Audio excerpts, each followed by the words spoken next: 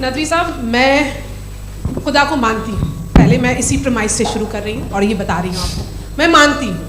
लेकिन कुछ सवाल हैं जावेद साहब ने उठाया, उसका जवाब आपको देना चाहिए। पहला सवाल ये कि गज़ा में सालों से छोटे बच्चे मर रहे हैं, वो उनको अगर खुदा मर्सीफुल है, हम मानते हैं कि अल्लाह ताला में बहुत ताकत है, तो वो बच्चे क्यों मर रहे हैं। दूसरी बात ये कि अगर कंटिजेंसी की जो आप बात करते हैं, पूरे मुस्लिम ममालिक मिल करके भी उन गज़ा के बच्चों को क्यों नहीं बचा पा रहे हैं, क्योंकि अगर वो चाहते, क्योंकि अल्लाह ताला उन पर हुकूमत करते हैं, सब पर हुकूमत करते हैं, तो वो उनको क्यों नहीं बचा। देखें, जहां तक आपने कहा कि गज़ा के बच्चों को मारा जा रहा है, देखिए दो वर्ल्ड व्यू है, एक एथीस्टिक वर्ल्ड व्यू, एक थीस्टिक वर्ल्ड व्यू है।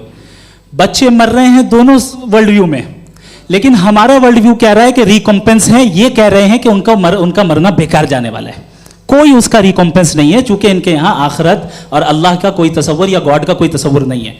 आपने ये सवाल किया कि गॉड मर्सीफुल है, क्यों नहीं रोकता, ये मैंने बताया कि ये मिसकंसेप्शन है लोगों के दरमियान कि गॉड को सिर्फ मर्सीफुल और ओमनीपोटेंट समझते हैं। गॉड के सिर्फ यही दो एट्रीब्यूट्स नहीं है, गॉड के कई सारे एट्रीब्यूट्स हैं, उनमें से अल हकीम भी है, उनमें से ऑल वाइज भी है, ऑल नोइंग भी है। लिहाजा अगर इस दुनिया में किसी को तकलीफ आ रही है और गॉड उसको नहीं रोक रहा है, वो इसलिए नहीं रोक रहा है चूंकि इंसानों को फ्री विल दिया गया है। ठीक